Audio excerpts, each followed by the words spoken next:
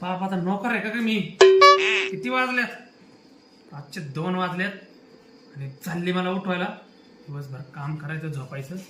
हा, अहो मी कुठे उठवले तुम्हाला? तुम्ही चाले पिऊन मला उठवले. उलट बोलती मला.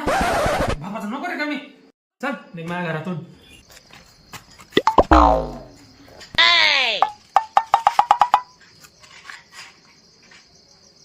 रस्त्यात घर कस काय घुसलं आपलं?